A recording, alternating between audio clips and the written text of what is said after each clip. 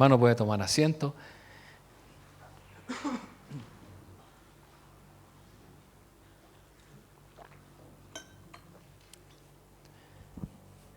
Nos doy gracias al Señor por esta oportunidad de estar nuevamente con ustedes en este estudio que estamos llevando a cabo acerca del arte y la ciencia como amigos de la fe. Estamos hablando acerca de la ciencia, vamos a ver la segunda parte. También doy las gracias por cada uno de ustedes que tiene un interés de conocer más del Señor. Y siempre la idea es que estos estudios sean lo más amigable posible, ya que a veces son un poco densos, pero la idea es que sean un poco más aplicables a nuestras vidas y que podamos aprender. Entonces vamos a continuar con este tema acerca de la ciencia, cómo se relaciona la ciencia con la fe, con la historia. Ya estuvimos hablando la última vez. Y vamos a continuar con la segunda parte. ¿Usted conoce a Pitágoras? Pitágoras, triángulos, cuerdas musicales y esferas. Pitágoras nació en un pequeño pueblo, pero tenía muchos seguidores y una gran cantidad de personas se mantenían atentas a sus enseñanzas revolucionarias. Una de sus frases más célebres es: en todo triángulo rectángulo, el cuadrado de la hipotenusa es igual a la suma de los cuadrados de los catetos. Estas palabras constituyen lo que nosotros conocemos como el teorema de Pitágoras, el cual sirve para resolver problemas de trigonometría y geometría. Clarito, ¿cierto? Incluso ha sido usado por artistas plásticos a través de los milenios, también por profesores de matemáticas para asustar a sus alumnos.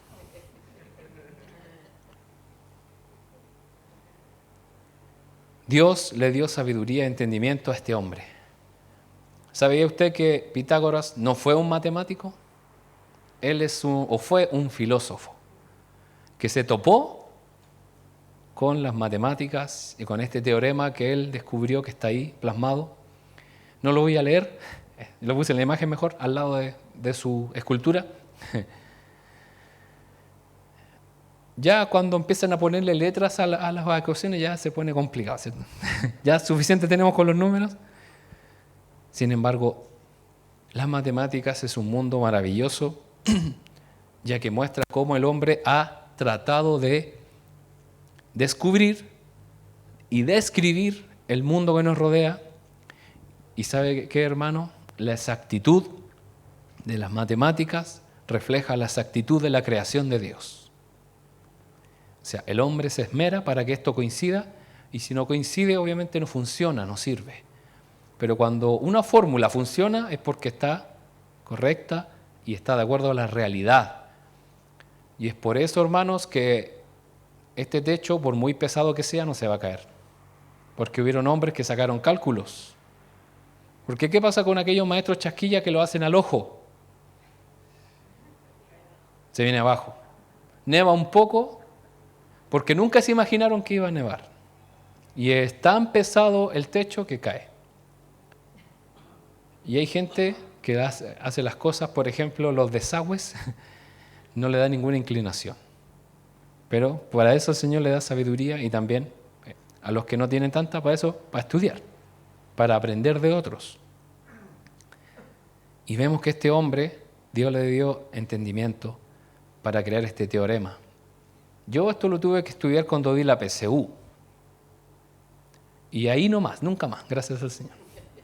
Como dicen por ahí, otro día más sin usar las matemáticas, he sobrevivido gracias al Señor, sin usar las ecuaciones.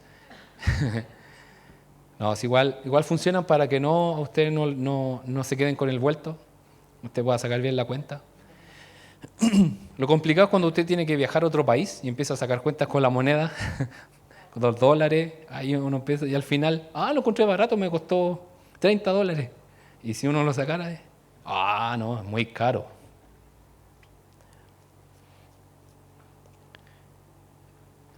Vamos a avanzar. ¿Qué dice Colosenses 1:16? Si algún creyente trajo Biblia y lo pueda leer. Bueno, si alguno no lo tiene, acércase a un cristiano que tenga Biblia. Como decían antiguamente, el que no tiene Biblia, acérquese a un cristiano. Colosenses 1:16. Por acá, por allá. Hermana Olga. Porque en él fueron creadas todas las cosas, las que hay en los cielos y las que hay en la tierra, visibles e invisibles, sean tronos, sean dominios, sean principados, sean potestades, todo fue creado por medio de él y para él. Muy bien. Todo fue creado por él. ¿Quién es él? Jesús. Jesús, aquí está hablando de Jesús.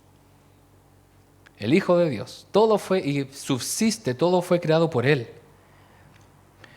Muchos discuten quién realmente descubrió este teorema, el teorema de Pitágoras. Sin embargo, si fue en la India o los egipcios en la antigüedad, porque dicen que los egipcios ya lo utilizaban cuando ellos construían. También se habla de otro matemático indio que lo había descubierto muchos años antes. Sin embargo, lo que realmente sabemos es que por medio de Jesús fueron creadas todas las cosas y eso incluye el teorema de Pitágoras. ¿A usted le costó alguna materia o algo en el colegio o en sus estudios y uno odió a aquella persona que lo inventó? ¿Ya? Por ejemplo, en el derecho, uno quisiera viajar al pasado e impedir que naciera Andrés Bello, ¿cierto? Porque él redactó nuestro Código Civil. Pero estuvo bien, porque lo hizo bien, copiándole a los franceses, sí. Fue una copia de él, pero no le digan a nadie. Le copió la tarea a los franceses. Código Civil francés. O aquel que inventó tal teoría o tal cosa, vamos a viajar al pasado y matarlo para que no... Como, ¿cierto? Marty McFly y el Doc viajaban al pasado para evitar que naciera tal persona y después en la foto empezaba a desaparecer, como que ya no existía en la historia. Pero todas aquellas cosas que tenemos, tanto buenas como malas, las que nos parten la cabeza porque no las entendemos, fueron, quiera usted o no, creadas por Dios. Y si el hombre ha llegado a descubrirlas es porque Dios así lo ha permitido. Bueno, Pitágoras vivió entre el 569 y el 475 antes de Cristo. ¿Se da cuenta la antigüedad de este hombre? Él pensaba que la Tierra era una esfera, no porque lo haya probado, era imposible, sino porque pensaba que la esfera era la forma más perfecta que existía, de modo que la Tierra debería tenerla. Este hombre decía, si nosotros vivimos en un mundo matemáticamente perfecto, la mejor forma que conocemos es la esfera. ¿Y por qué no la Tierra es esférica? Eso era totalmente revolucionario en esa época, hermanos. Era una locura. Porque usted sabe lo que se creía en esa época, porque la Tierra es plana. Todavía se cree eso, hermano. De hecho, se inscribe gente para los terraplanistas. Así como también creía que la Tierra no era el centro de todo ni permanecía estática. ¿Sabe por qué llegaba a estas conclusiones? Porque él quería obtener el mayor conocimiento, aún sin servir a un Dios, él finalmente estaba sirviendo a Dios. Porque él lo hacía con excelencia. ¿Se acuerda de lo que habíamos visto de los estudiosos? Estos músicos que cambiaron la música, el tema de los cantos gregorianos, ¿se acuerda? Porque eran estudiosos. Podríamos decir en buen chileno, eran cabezones, eran mateos en todo lo que hacían. No era porque sí. Aparte, si uno tenía una idea, ¿usted qué cree que iban a hacer los otros? Se la iban a cuestionar hasta que la pudiera sostener. Es como cuando hay varias personas organizando algo y uno da una idea y el otro no le parece y le empieza a cuestionar hasta que se derrumba la idea. Pero si es buena la idea, se va a sostener sola. Porque incluso ya cuando llegan a un punto que dicen, no, era mejor eso, hagamos eso. Lo que él decía o ella decía.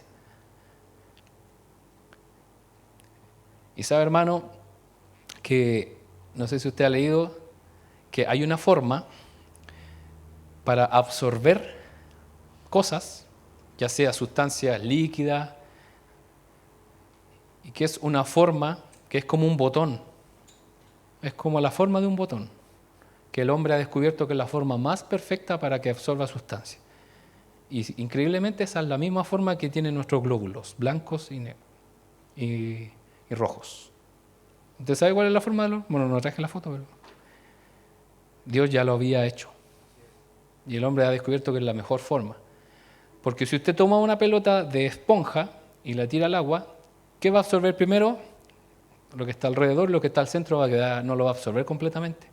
Pero esta forma es perfecta y se dieron cuenta después, obviamente, con el avance de la tecnología, con los microscopios, la forma que tienen nuestros glóbulos rojos, y es perfecto para absorber los nutrientes y trasladarlos de un lugar a otro por nuestro torrente sanguíneo. Entonces ahí uno ve que la creación de Dios es perfecta. Donde el hombre se apura para llegar, Dios ya está ahí de pie, mira, yo ya había llegado. Pitágoras y el arte. Pitágoras no era matemático como muchos creen. Él era un filósofo que acuñó esta palabra, la palabra filósofo, ya que antes se les conocía como sabios. ¿Se acuerda de la época de Daniel? ¿Cómo se les conocía? Como los sabios. Sin embargo, filósofo se define como aquel que está tratando de saber. Se da cuenta de que la palabra sabio es como que lo ponen en un altar, dicen, él sabe todo. Es sabio. Yo soy sabio. Pero filósofo quiere decir, busca la manera de conocer algo más, de entender algo más. O sea, es un poco más humilde. De decir, no lo sé todo, pero si no encontramos la respuesta, busquémosla juntos. Pensemos. Y ahí es donde aparece en esta escuela de filósofos, de los grandes pensadores, donde están todo el día pensando, ¿cierto? Los griegos sin hacer nada. Pensando. ¿Cómo solucionar algo? Y saben, hermanos, que increíblemente haciendo eso, hoy en día sería una locura hacerlo. En un colegio, una escuela, decir, ya pónganse a pensar, nada más. No, quizá dirían, no, esto no va a resultar, no va a funcionar. Y realmente sí funciona. Porque Dios le dio capacidad al hombre. Usted ha dejado de hacer cosas, o sea, usted se ha dedicado a hacer nada y simplemente a ponerse a meditar. Primero a veces uno empieza a recapitular toda nuestra vida para atrás. Esto no debía haberlo hecho. Voy a pedirle perdón a esta persona. Oh, la embarré con decirle. Y después, cuando ya llegamos a nuestro nacimiento, volvemos para adelante y voy a decir, mañana me voy a levantar temprano, voy a hacer esto. Mañana. Pero hoy, con todas las cosas que tenemos que hacer, ya casi no lo hacemos. Ya no se hace, porque uno se despierta, tiene que hacer las cosas. Y sabe, hermanos, que unos hombres, en la época de Hitler, cuando fueron perseguidas las iglesias cristianas que no estaban en favor de este hombre, ellos se encerraban en unas iglesias como parecido a los monasterios donde no dejaban entrar a nadie. ¿Y qué es lo que hacían esos hombres? Se levantaban a primera hora a leer la Biblia, meditaban en ella, simplemente, sin ningún comentario bíblico, sin ninguna ayuda, sin nadie que le dijera, mira, esto sin no. Leían la Biblia y le pedían a Dios qué es lo que quiere decir la palabra, y así estuvieron meses.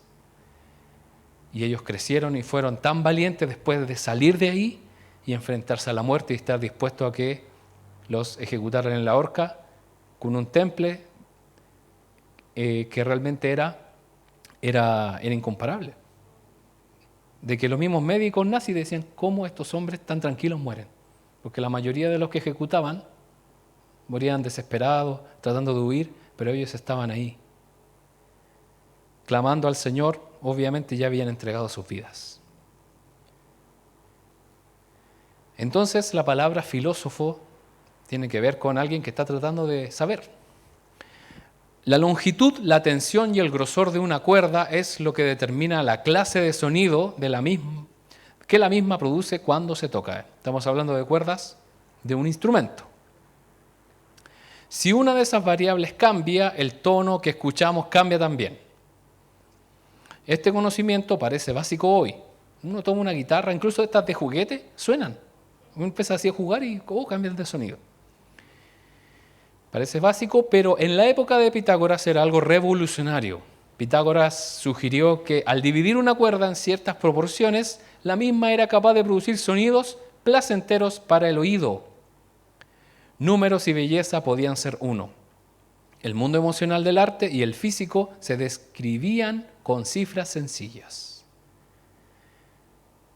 Una misma cuerda, con la misma tensión, uno lo comenzaba a pulsar, empezaba a dividir la longitud y cambiaba de notas y de sonido. Sí.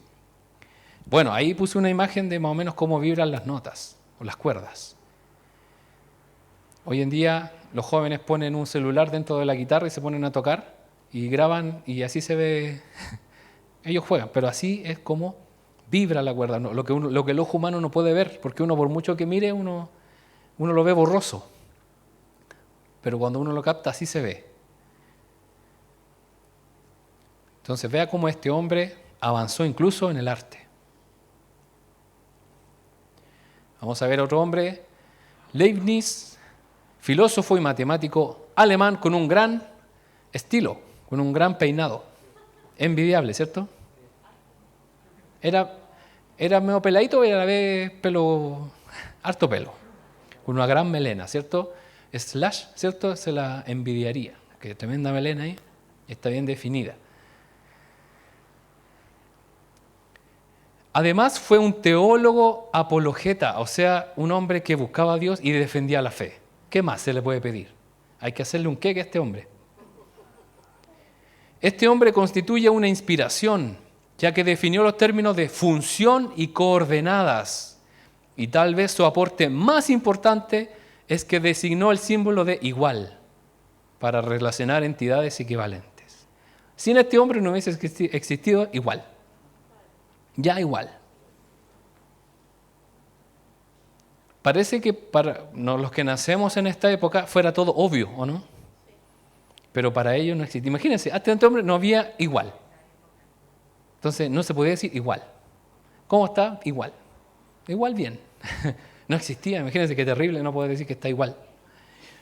No, lo que él descubrió fue que cierta cantidad era igual, era equivalente.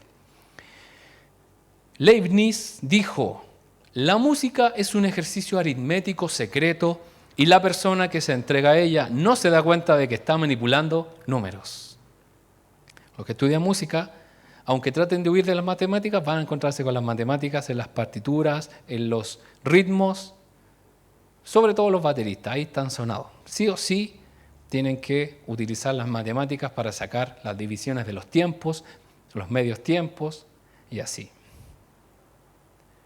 Los que tocan instrumentos también, las notas van en escalas, ascendentes, descendentes, y así uno se da cuenta cómo esto es maravilloso.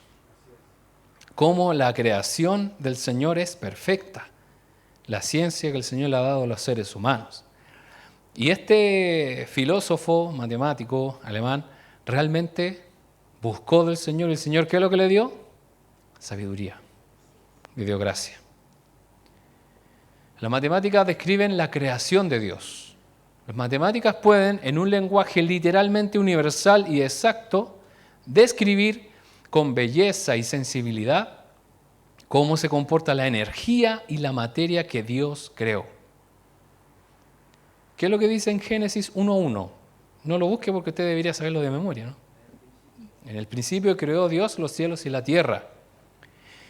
Y en esta frase aparecen todos estos factores que tienen que ver con la existencia. ¿Cómo se define la existencia? En el principio, eso habla de tiempo. Segundo, creó la energía. Dios movió las cosas para que comenzaran a crearse. Los cielos, el espacio. Dice la Biblia que Dios separó el cielo de la tierra. ¿Cómo es eso? De las aguas de la tierra seca. Comenzó a separar. Si usted hila un poco más fino, usted se va a dar cuenta que Dios creó atmósfera. No todos los planetas tienen la atmósfera. La atmósfera es lo que a nosotros nos permite respirar. Si no, el aire se escaparía. Hay planetas que son gaseosos. No graciosos, son graciosos, son gaseosos, son puro gas. No tienen superficie. Dios los separó, los cielos, el espacio. Y la tierra es la materia. Hay un debate famoso ahí en internet donde un cura católico le pregunta a un ateo científico, le dice, defíname materia. Y él no puede definirle materia. Defíname materia. Y justamente ese cura, uno lo ve así, un curita español, él es físico. Es un físico. O sea, él obviamente lo sabía.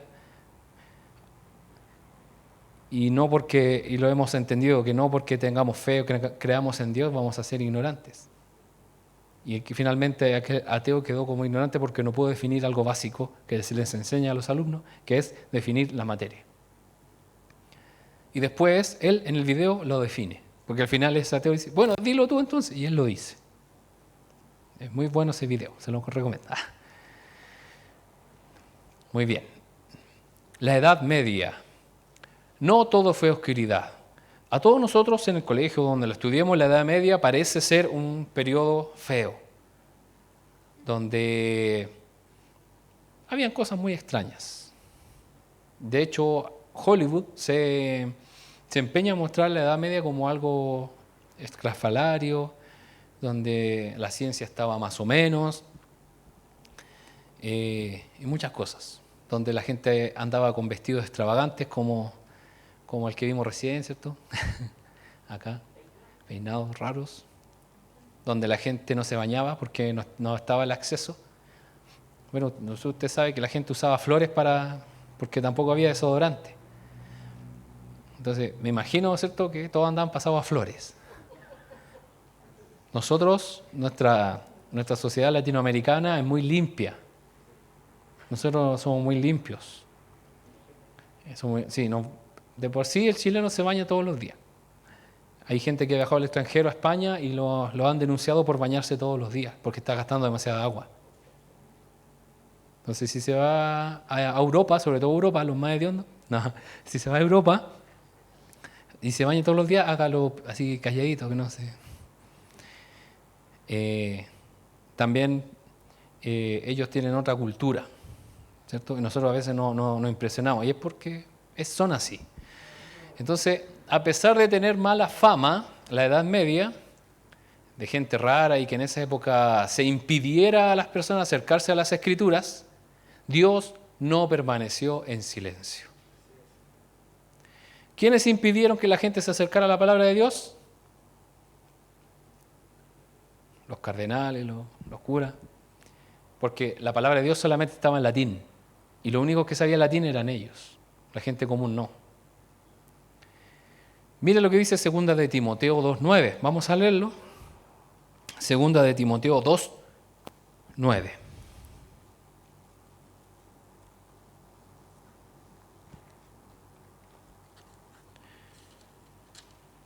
¿Alguien lo tendrá por ahí? 2 de Timoteo 2:9.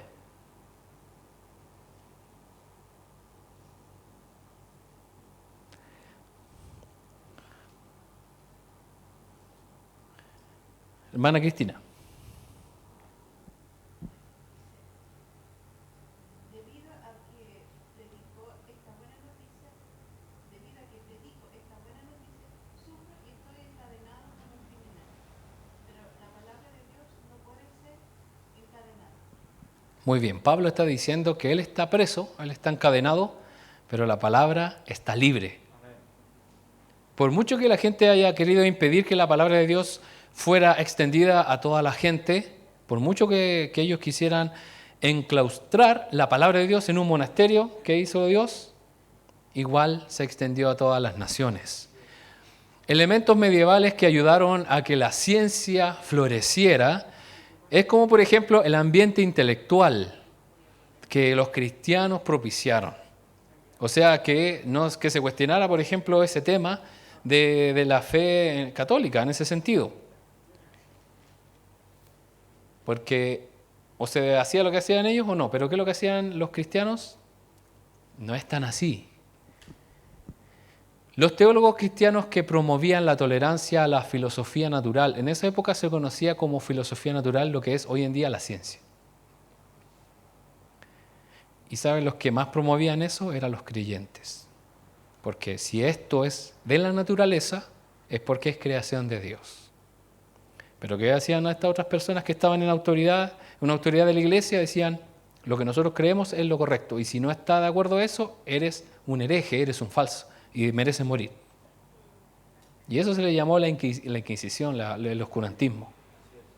Donde no había luz, oscuridad solamente había en la Edad Media. Pero no fue tan así. Porque habían hombres, hijos de Dios, que sí estaban dispuestos a hacerlo. Bueno, y ahí usted ve uno de los mayores inventos, la imprenta, ¿cierto? Qué maravilloso es el Señor, cómo utilizó a este hombre para que la primera obra que se hiciera en toda la humanidad en una imprenta fuera nada más y nada menos que la Biblia. Después vamos a hablar más en detalle de esta imprenta tan genial.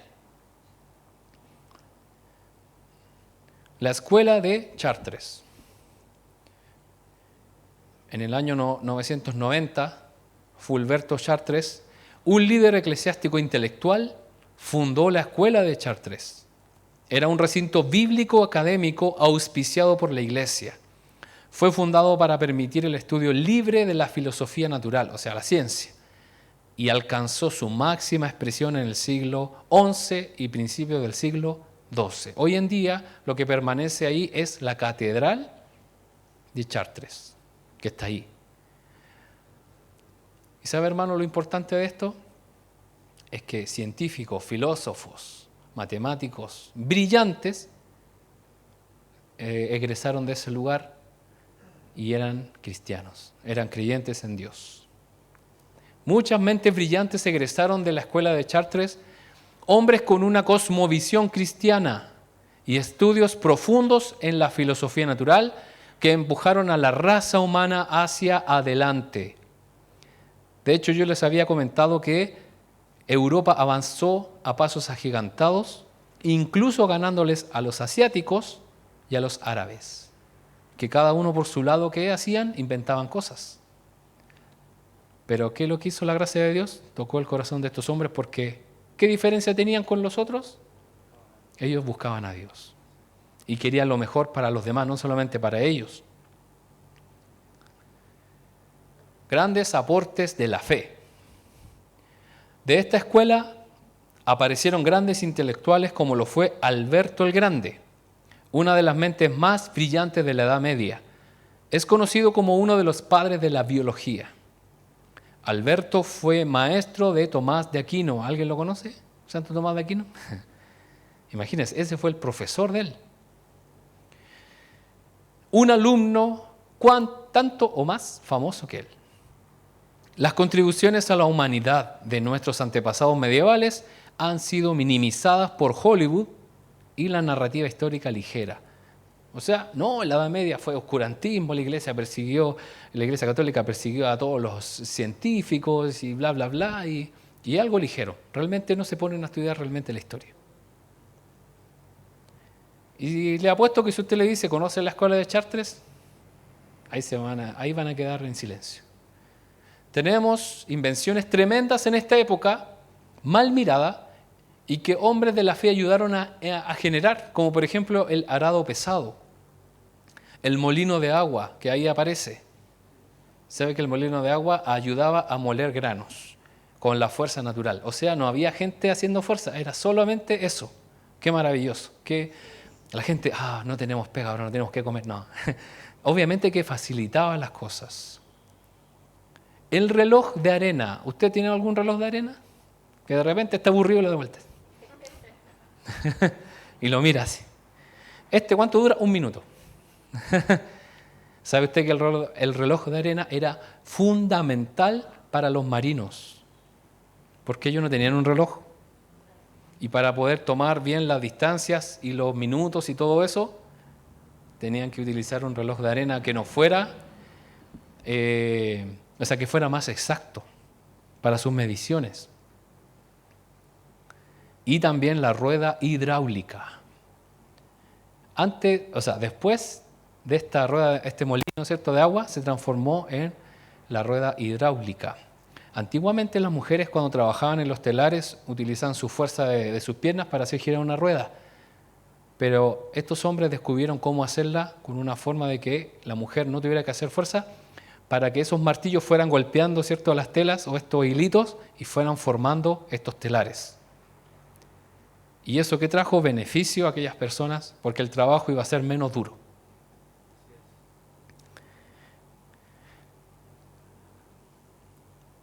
Justicia poética, Mateo 5. Usted sabe lo que aparece en Mateo 5. Ustedes son la luz del mundo. En la Edad Media, en la Edad de las Tinieblas, los cristianos seguidores de Jesús brillaron inventando la tecnología necesaria para mejorar su mundo y creando un arte maravilloso para adornarlo.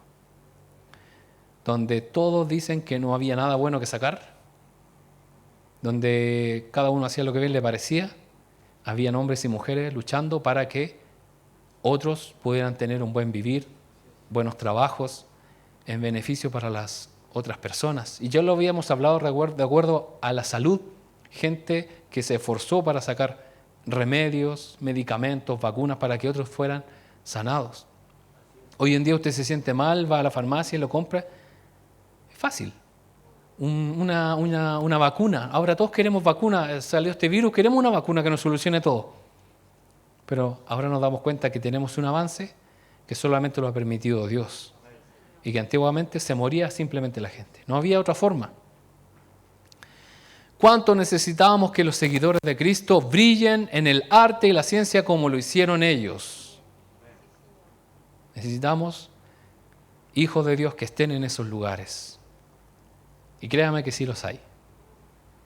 Y si usted conoce a algún joven que desea estudiar una carrera que no es muy cristiana,